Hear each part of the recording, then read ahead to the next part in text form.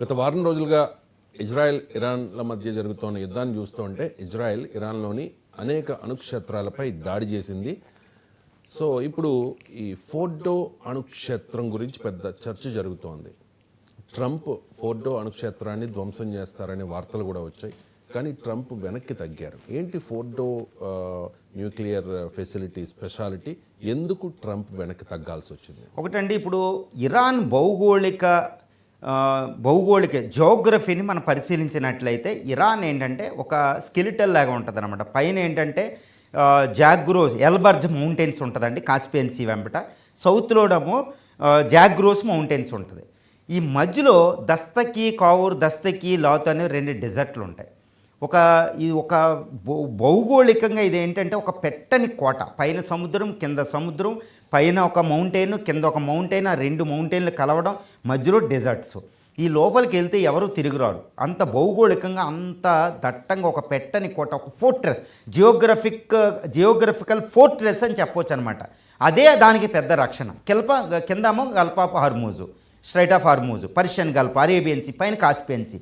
ఇప్పుడు ఇక్కడ ఈ ఫోర్డో అనే అణుక్షేత్రం ఎక్కడుంది అంటే, దీన్ని ఎందుకు అమెరికా భయపడిపోయింది దీన్ని అటాక్ చేయడానికంటే చాలా పెద్ద కారణాలు ఉన్నాయి. నిన్న B2 బాంబర్ స్పిరిట్ అనేది మదర్ ఆఫ్ ఆల్ బాంబ్స్ లేదా GUB-57 అనే ఒక 33,000 పౌండ్స్ లేదా 13,600 కేజీల బాంబు. అది ఒక 10 మీటర్ల వరకు ఉంటుంది పొడవు. అంత బాంబును దాని మీద వేస్తే ఫోర్డో నాశనం అయ్యే పరిస్థితి లేదని మిలిటరీ అఫీషియల్స్ రిపోర్ట్ ఇవ్వడం జరిగింది ట్రంప్కి, తన అఫీషియల్స్. ఎందుకు అంటే ఈ ఫోర్డో అనే అణుక్షేత్రం ఎక్కడుంది అంటే, ఈ పైన ఎల్బర్జ్ కింద జాగ్రోస్ కలిసే చోట టెహరాన్కి 100 కిలోమీటర్ల సౌత్లో కోమ్ అనే పట్టణం ఉంది. దానికి 30 కిలోమీటర్ల సౌత్లో ఇది ఈ జాగ్రోస్ మౌంటైన్స్ కింద 100 మీటర్ల భూగర్భంలో ఉందన్నమాట. భూగర్భంలో నిర్మించిన ఈ ఫోర్డో అణుక్షేత్రం. ఈ అణుక్షేత్రాన్ని గుర్తుపెట్టుకోవాలి. ఈ అణుక్షేత్రాన్ని పేల్చాలంటే ఈ మదర్ ఆఫ్ ఆల్ బాంబ్స్ అనే బంకర్ బరస్ట్ బాంబు 100 మీటర్ల భూగర్భంలోనికి రాళ్ళు, గ్రెనైట్ లాంటి రాళ్ళలోకి చొచ్చుకుపోయి అక్కడ పేలాలి. కానీ ఈ మోబ్ అనే ఈ బాంబు అణుబాంబుతో సమానమైన బాంబు అక్కడ పేలి అలా లోపలికి వెళ్ళి చొచ్చుకుపోయే అవకాశం లేదు. ఒకవేళ లోపలికి చొచ్చిపోయే అవకాశం లేకుండా అది వేసేస్తే అది తుస్సుమంటే ఇరాన్ అసలు తిరుగులేని విజయం సాధించేసినట్టే. కాబట్టి అక్కడ ట్రంప్ వెనక తగ్గడం జరిగింది. అంటే B2 బాంబర్స్ అక్కడ పని చేయదు అని తెలిసింది. 2 B2 బాంబర్లు ఇప్పుడు 6 నుంచి 8 డిగో గార్షియాలో ఉన్నాయి. అక్కడ నుంచి ఇరాన్ వెళ్ళాలంటే 3,200 కిలోమీటర్లు, మన వెనక్కి రావాలంటే 6,400 కిలోమీటర్ల పాటు అది వెళ్ళి ఎక్కడ ఆగకుండా వెనక్కి రావాలి. ఎక్కడ ఎయిర్ బేస్ దగ్గర అది ఆగదు. ఇది వెళ్ళాలంటే రీఫ్యూలింగ్ కావాలి.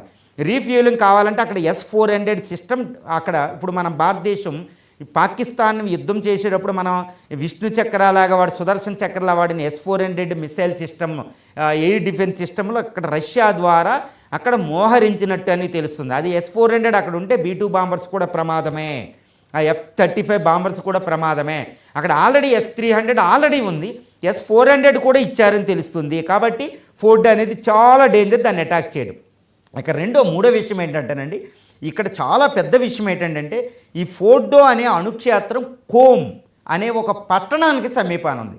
ఆ పట్టణం ఏంటంటే షియా ముస్లిమ్స్కి, అంటే ప్రపంచంలో 100 కోట్ల మంది షియా ముస్లిమ్స్కి పవిత్రమైన క్షేత్రం. మన హిందువులకి కాశీలాగా, లేకపోతే ఈ జూస్కి జెరూసలేం లాగా అది పవిత్రమైన క్షేత్రం అనమాట.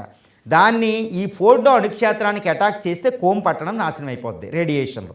ఇది రేడియేషన్, ఈ పట్టణం నాశనం అవుతే మేము అమెరికన్స్ ఎక్కడున్న వెంటాడి చంపుతామని నిన్న ఇరాక్లో ఒక షియా మిలిటెంట్ ఉగ్రవాద సంస్థ చాలా తీవ్రమైన వార్నింగ్ ఇవ్వడం జరిగింది. ఇప్పుడు షియా ముస్లిమ్స్ అందరూ ఏకమవుతే ఎన్నో గవర్నమెంట్లు అక్కడ గల్ఫ్లో కూలిపోతాయి.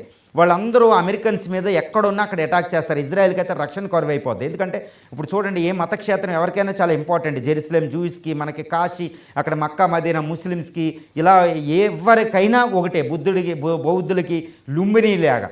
కాబట్టి ఈ కోమ్ పట్టణం నాశనం అవుతే ఈ ఫోర్డో మీద అటాక్ చేసి అది షియా ముస్లింలు శాశ్వతమైన శత్రువులు చేస్తుంది. మొత్తం 100 కోట్ల మందిని. చాలా పెద్ద ప్రమాదం అండి. నిన్న చూడండి, ఒక ఫోర్డో క్షేత్రాన్ని ఎందుకు అటాక్ చేయలేదంటే ఇజ్రాయెల్ కూడా ఫోర్డో అణుక్షేత్రాన్ని అటాక్ చేస్తుంది, కానీ 80 నుంచి 100 మీటర్ల కింద భూగర్భంలో ఉన్న ఈ ఫోర్డో క్షేత్రాన్ని దాన్ని నాశనం చేయడం ఇజ్రాయెల్ తరం కావడం, అందుకని అమెరికాని రమ్మంటుంది. చూడండి ఎన్ని ఉన్నాయో.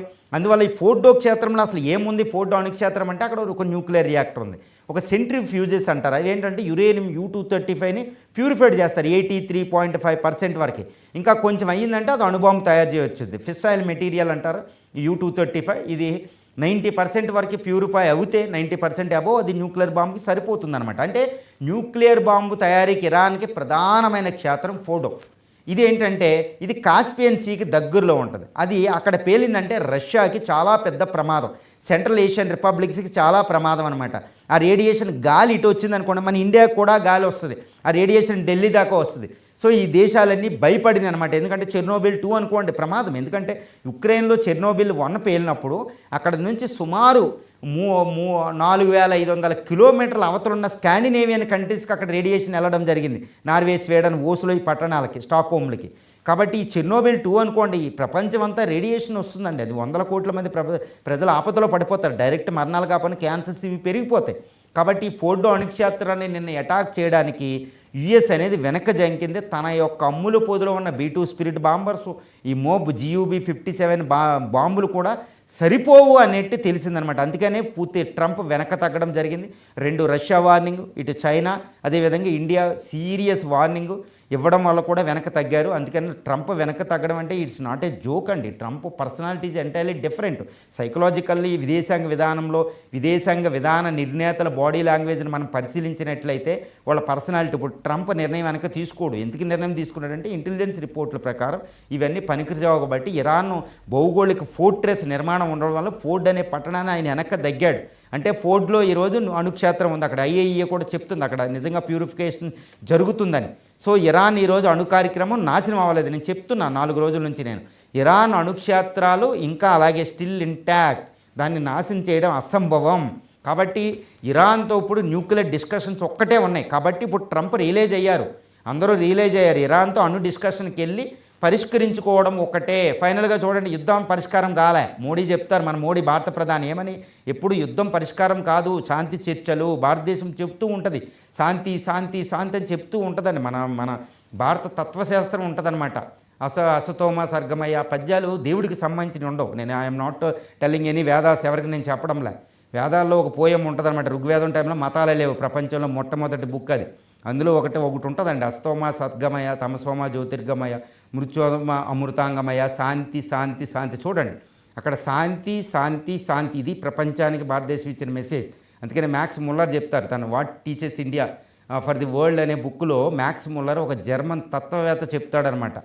ఈ మొత్తం ఈ భూ ప్రపంచంలో మేఘాల కింద, ఆకాశం కింద ఎక్కడ జ్ఞానం ఉదయించిందంటే నేను ఇండియాని చూపిస్తాను అని ఒక గూస్ బంప్స్ తెచ్చే స్పీచ్ ఉంటుంది మీకు. అది ఒక బ్రిటిష్, నేను మన ఇండియన్ కూడా నేను చెప్పడంలో max Muller what India teachers for the world అనే బుక్లో మీకు ఉంటుంది అనమాట. అంతటి నేను అది చెప్తున్నా.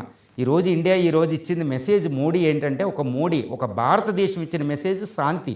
నిన్న చూడండి మోడీ దౌత్యం, ఒక భారత నేత బయటికి వెళ్ళారు అంటే ఎలా ఉంటుందో. నేను మోడీనే చెప్పడంలే, నేను I'm not favouring to the BJP అండి. కాంగ్రెస్లో ఒక నెహ్రూ ఉన్నప్పుడు 1954లో ఉత్తర నార్త్ కొరియాల మధ్య, దక్షిణ కొరియాల మధ్య యుద్ధాన్ని విరమింపజేసింది భారతదేశం.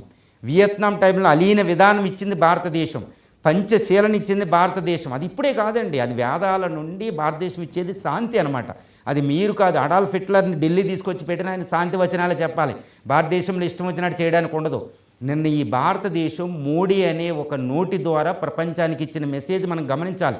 ఏంది ఇది ఎక్కడా లేదు, ఏంటి MG రావు గారు మీరు చెప్తున్నారంటారు. మనం భారతదేశ గొప్పతనాన్ని ఎవడు ఒప్పుకోడండి. వెస్ట్రన్ మీడియాలో మీకు ఇది కనపడదు, ఏ మీడియాలో కూడా ఇది కనపడదు. భారతదేశం ఒక అద్భుత విజయాన్ని మీకు సాధించినప్పుడు పాకిస్తాన్ మీద ఎవడో చెప్పలే. మన భారత బ్రహ్మాస్త్రాల కోసం ఎవరు మాట్లాడరు. అక్కడ ఏదో పనికిరాని వెస్ట్రన్ ఆయుధాలు మనం కొనుక్కునేటట్టు చేస్తారు. ఆ ఆయుధాలు పనిచేస్తలేదు ఇప్పుడు. చూడండి భారత ఆయుధం ఎలా పనిచేస్తుంది, ఆకాశం, ఈ బ్రహ్మోసులు ఇవి చెప్పరు వెస్ట్రన్ మీడియాలో. నిన్న మోడీ అక్కడ G7 నుంచి అన్ని నుంచి క్రొయేషియా నుంచి ఎక్కడికక్కడ డిప్లొమసీని ఎవ్వరూ హైలైట్ చేయరు. But we have to recognise as in Indian అనమాట. ఇది ఒక శాంతి వచనం భారతదేశం ఈరోజు ఎలా పనిచేస్తుందో. ఇరాన్కి మనం గిఫ్ట్ ఇచ్చాం, అలానే ఇజ్రాయెల్ కూడా ఇచ్చాం. ఎందుకంటే ఇజ్రాయెల్ యుద్ధం చేయలేదు, బలహీనపడి ఉంది. 600 రోజుల నుంచి యుద్ధం చేస్తుంది. అది ఎంత యుద్ధం చేస్తే ఎంత యోధుడైనా అర్జునుడైనా మూర్ఛ పడపోవాల్సింది ఏదో టైంలో. అది నిన్న జరిగింది. ఒక అద్భుతాన్ని మనం ఆ భారతదేశం నిన్న యొక్క విదేశాంగ గొప్ప ప్రపంచంలో ఒక గొప్ప పవర్ ఇండియా అవుతే ఎలా ఉంటుందో నేను చెప్పగలిగడం అనమాట. అంటే ఇండియా చాలా కీలక పాత్ర పోషించింది ట్రంప్ని వెనక్కి తగ్గించడంలో. అది గుర్తుపెట్టుకోవాలి మనం.